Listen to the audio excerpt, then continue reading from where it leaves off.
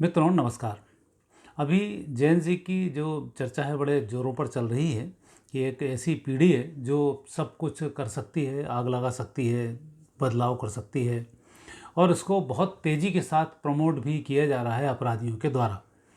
या यूँ कहें कि अपराधियों की गुलाम यदि कोई पीढ़ी हो रही है तो वो जेन ज़ी है। वो विशेष रूप से जो जेन ज़ी के अभी कुछ प्रयोग सामने आए हैं, जैसे बांग्लादेश में सरकार को पलटना, श्रीलंका में सरकार को पलटना और नेपाल में तख्तापलट को करना, ये सब जेन ज़ी के एक अच्छे उदाहरण सामने आ रहे हैं। इसमें नाम तो लिया गया है जेन ज़ी का कि जेन ज़ी आए और उन्होंने पूरी सत्ता को पलट कर रख दिया। कुल मिलाकर इसके पीछे एक माफिया है और विशेष रूप से वो माफिया विदेशों से और अमेरिका से और चीन से संचालित है कि किसी भी देश में यदि प्रधानमंत्री उनके अच्छा ना हो या उनकी बातें ना सुने तो उस देश में अराजकता को फैला दिया जाए। इसी उसमें जॉर्ज सोरोस वगैरह ये जो रहे हैं, इन्होंने यही काम किया है और विशेष रूप से ये हसियावाल वाले वामपंथी हैं, ये इसका बड़ा अच्छा उपयोग कर रहे हैं जेन ज़ी का और उसमें वो सफल भी हुए हैं कि उन्होंने बांग्लादेश की सरकार को उखाड़ फेंका। ज़रा से कॉरिडोर के चक्कर में भारत से बांग्लादेश के संबंध हुए तो उन्होंने सरकार गिरा दी। श्रीलंका में भी जब नई सुनवाई हुई तो श्रीलंका की सरकार भी गिरा दी और वही अब नेपाल के साथ भी स्थिति है। हालांकि नेपाल के साथ की स्थिति बांग्लादेश और श्रीलंका की स्थिति इनमें बहुत अंतर है और अब एक नया चल रहा है पाकिस्तान पीओके और इसमें भी जो चल रहा है वो भी एक अलग स्थिति है। लेकिन मैं यहाँ चर्चा कर रहा हूँ जेन ज़ी कैसे गुलाम होते जा रहे हैं और इस्लामिक जेन ज़ी, ईसाई जेन ज़ी और सनातन जेन ज़ी, इन तीनों में क्या अंतर है और क्यों ये प्रयोग भारत में सफल नहीं होगा, इसकी मैं विशेष रूप से बात करूँगा। क्योंकि इस्लामिक जो धर्म है वो कट्टरता के ऊपर आधारित है और जब कट्टरता होती है तो व्यक्ति का अपना दिमाग काम नहीं करता है, वह ऊपर से जो संचालित है वो वही करेगा जो संचालित है। और इस्लामिक कट्टरता की यदि बात करें और इस्लामिक के स्कॉलर्सों की बात करें, वो सिर्फ अपराध ही अपराध उनके मन में भरा हुआ है। उनके मन में सिर्फ भरा हुआ है कि हम अकेले सब कुछ हैं और बाकी के सब काफिर हैं। और जब उनमें भी जाते हैं तो फिर वो एक अकेला सब कुछ है, बाकी उनके धर्म सब काफिर हैं। तो ऐसे करते हुए ना तो वो किसी को अपने वाले को स्वीकार करते हैं, ना अपने भाई बहन माँ, उनके कोई संबंध तो होता नहीं है। और जो व्यक्ति होता है, व्यक्ति विशेष अकेला होता है, वो अकेला ही सर्वश्रेष्ठ होता है, बाकी सब उसके लिए काफिर होते हैं। यदि हम बिल्कुल उसके सिरे पर पहुंच जाएं तो वहाँ हर व्यक्ति अपने आप में सुपर है और वही बस ऊपर वाले द्वारा प्रचारित प्रसारित पल्लवित है और बाकी के जितने भी हैं उसके लिए सब काफिर हैं। क्योंकि उन्हीं के धर्म में बात करेंगे तो वो फिर आपस में लड़ना शुरू कर देते हैं। जब सब धर्म समाप्त हो जाएंगे और अकेला इस्लाम बचेगा तो इस्लाम में जो जितने भी फ़िरके हैं 72-73 वो फिर आपस में लड़ना शुरू कर देते हैं। और जब आपस में लड़के एक फ़िरका ही बचेगा तो एक फ़िरके में भी जो व्यक्ति होगा वो अपने आप को सर्वश्रेष्ठ खलीफा घोषित कर देगा, जो सबसे ताकतवर होगा। और जो खलीफा होगा तो फिर भाई बहन माँ किसी को भी नहीं बख्शेगा वो, क्योंकि इनके यहाँ हुआ ऐसा ही है। मोहम्मद साहब के जाने के बाद जिस प्रकार से उनके नवासे वगैरह की हत्या की गई, उसकी आवश्यकता ही नहीं थी कि वो तो एक ही उसके थे ना। लेकिन ये जब कट्टरता बढ़ती है तो कट्टरता में जो एकात्मवाद जो है ये बढ़ता चला जाता है और अकेला फिर सर्वे सर्वा उसमें होने लग जाता है। तो फिर अपने आप को व्यक्ति सुपर पावर के रूप में मानना शुरू करता है, फिर उसके अधीन सब आना शुरू कर देते हैं। तो ये कट्टरता उनके लिए बड़ी नुकसानदायक है और इसीलिए अभी आप देख रहे होंगे कि इस्लाम के जितने भी जेन ज़ी हैं ये सब मानसिक रूप से विक्षिप्त हैं। ऊपर वाला इनको जो उनके ऊपर बॉस है वो जो इनको बोलता है वो ये करना शुरू कर देते हैं। एक फौज की तरह हैं और वो फौज भी दीमक की तरह की फौज है, मतलब अपने वालों को ही खा जाते हैं। वो यही सामने वाला नहीं मिलता तो अपने वालों को खा जाते हैं। जैसे बिच्छू के बच्चे बिच्छू को खा जाते हैं। पाकिस्तान ने एक फ़ौज खड़ी की, पूरे मुस्लिम कंट्रीज़ ने मिलकर पाकिस्तान को एक आमंत्रण दिया कि तुम यहाँ फ़ौज खड़ी करो, ये एक फ़ौज के अलावा होगी जो दूसरे देशों में शांति फैलाएगी। तो उसके लिए पाकिस्तान ने बहुत अच्छे किस्म के आतंकवादी तैयार किए और पूरी दुनिया में उसने छोड़ना शुरू कर दिए। ये गाजा वाजा ये सब आतंकवादी सब वहीं से ही चले हुए हैं और उस तरीके की हरकतों को कर रहे हैं और यही कारण है कि इनके ऊपर बड़ी गाज गिरी और आज गाजा साफ़ हो गया। तो इजराइल ने जो किया वो इन आतंकवादियों को उधर से कंट्रोल किया। आतंकवादी कौन भेजता था? ईरान भेजता था। तो पहले आतंकवादियों से हमला कराया, उनकी सेना पीछे रहती है। अब तो सेना को ही पाकिस्तान में दे दिया कि इतने सारे संगठन अपने आप बना लो, सब संगठन आपके अंडर में हो। तो यहाँ पर जो एक कट्टरता है, उस कट्टरता का फ़ायदा वहाँ के कट्टरपंथी वो उठा रहे हैं और होगा कुछ नहीं, सब नष्ट हो जाएंगे एक के बाद एक करते हुए। जैसे कट्टरता में अभी आतंकी इनने पाले, जब पूरी दुनिया में आतंकों को बैन कर दिया, भारत ने कश्मीर को स्वतंत्र करा के साफ करा के बैन कर दिया, तो अब यही आतंकवादी उन्हीं आतंकवादियों को आपस में मार रहे हैं और लड़ रहे हैं, मर रहे हैं।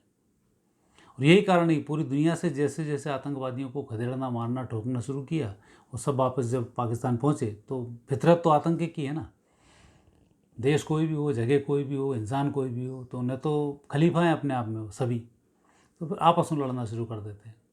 और यही कारण है कि आने वाले समय में जो इस्लाम के जैन जी हैं, ये अब पाकिस्तान में आग लगाने वाले हैं, पाकिस्तान को तोड़ने वाले हैं, और उसके बाद अन्य मुस्लिम कंट्रीज़ का नंबर भी आने वाला है।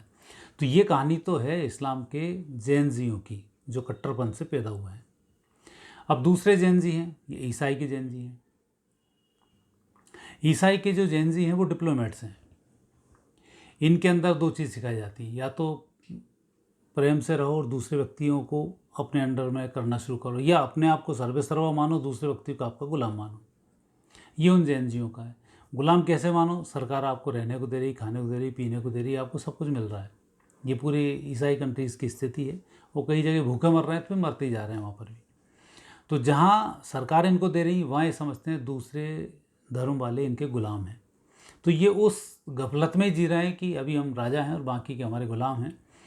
गोरों को शासन करने का अधिकार है, बाकी जो काले हैं वो इनके गुलाम हैं। तो अब ये जो इनके जैन जी हैं, ये इस मुगालते में जी रहे हैं कि हम सब कुछ कर सकते हैं। और उसमें जब इनकी सरकारें कुछ करना चाहती हैं तो ये जैन जी उन सरकारों के पीछे पड़ जाते हैं। और यही कारण है कि अब आने वाले समय में अमेरिका में, फ्रांस में, ब्रिटेन में, इन सब जगह के जो जैन जी हैं वे सनकने वाले हैं, वो सरकारों को डिस्टर्ब करने वाले हैं। और इस तरीके की जो डिप्लोमेसी इस धर्म में है, तो इस धर्म के डिप्लोमेसी के कारण जो जैन जी हैं ये सुपर डिप्लोमेट्स हैं। ये ना माँ बाप को मानते, ना किसी को मानते, किसी की नहीं सुनना, उन्हें जो करना वो करना है। घरों में तय कर लेते हैं, भाई बहन से संबंध बना लेते हैं, माँ बहनों के संबंध उनके बहुत जल्दी हो जाते हैं।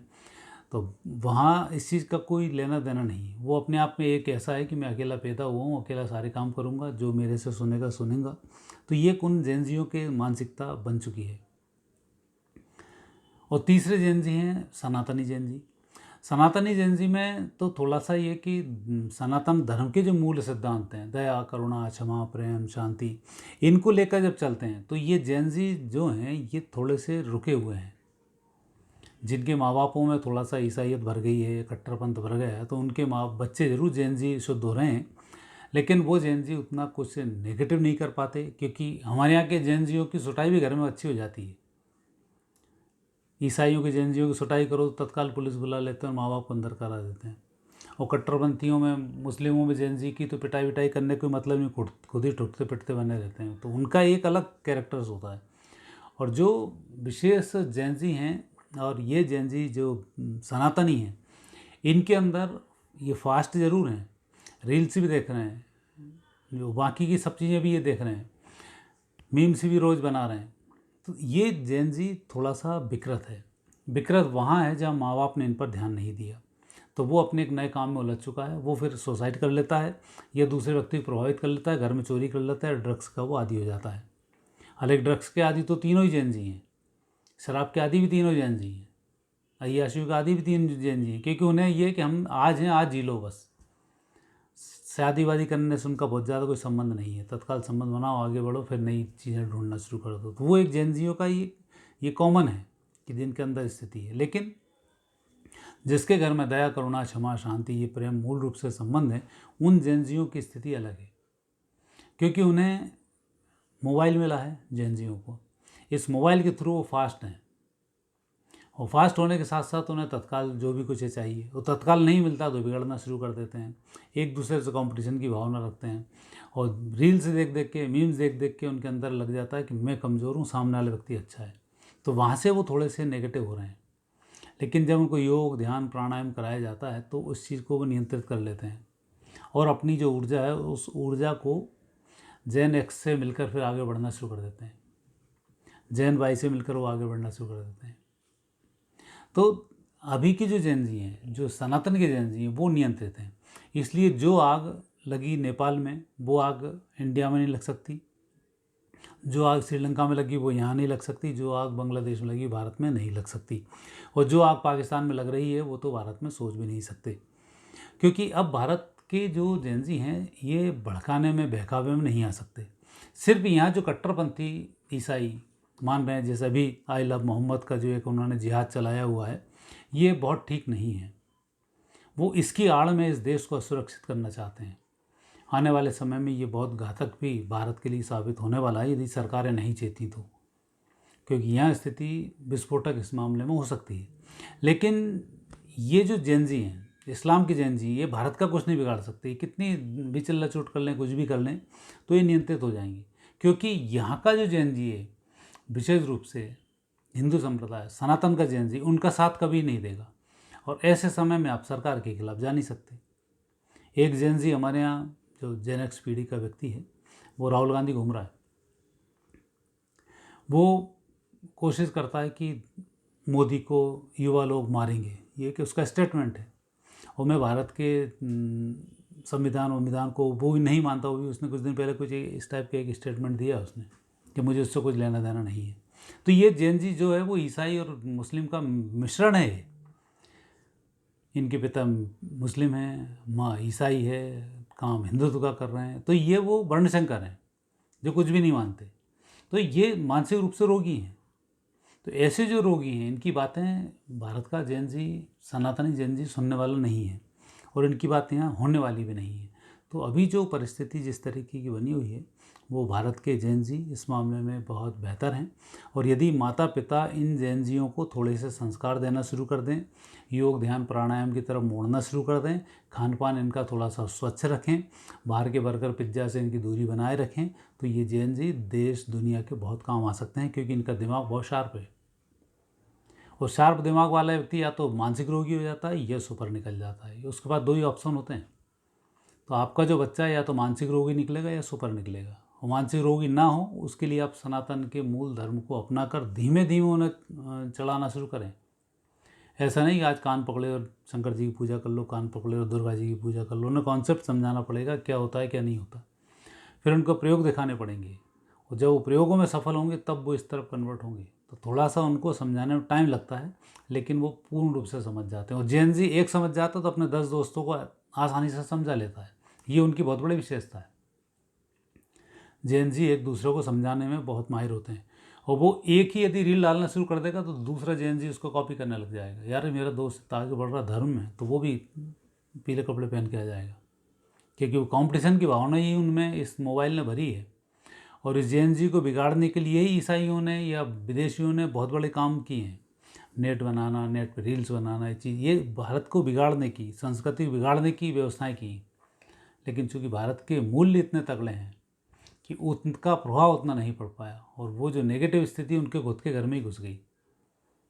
कहते हैं ना कि दूसरे का घर जलाने जाओ तो खुद के घर पहले जलते हैं। किसी का घर शीशे का बनाओ तो खुद के, दूसरे के घर पे पत्थर नहीं उछाला करते। तो इन्होंने पत्थर उछाल दिया, खुद के घर शीशे के बने हैं। तो नेगेटिव स्थिति का अभी ये पहुंच चुके हैं। तो यहाँ पर स्थिति नियंत्रित रहेगी, सनातन वापस सनातन बनेगा, सब कुछ ठीक होता जाएगा। और जो जेनजी इनके हैं, ये जेनजी घातक सिद्ध होने वाले हैं। तो इसलिए भारतीय सनातनियों से तो है कि आप अपने जेनजियों को अच्छे संस्कार दें, दया करुणा क्षमा शांति, इनको थोड़ा सा पढ़ना बताना सिखाएं। और बाकी तो वो नेगेटिव हैं, वो लोग तो ना ईसाइयों में ना मुस्लिमों में, इनके जेनजी सुधरने वाले नहीं हैं, क्योंकि उनकी मूल में ही नेगेटिव स्थिति भरी है। तो अब वो पराक्रम पर है, वो सुपर मानव बनना चाहते हैं सब।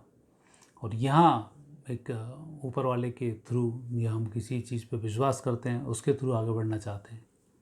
तो यहाँ पर सनातनी जो जेनजी है वो विजयश्री को प्राप्त होगा, और उस प्रकार की नेगेटिव स्थिति इस देश में जेनजी के माध्यम से नहीं होगी। मित्रों, आज इतना ही। फिर नए विषय के साथ आपसे भेंट होगी। आज्ञा दीजिए। नमस्कार।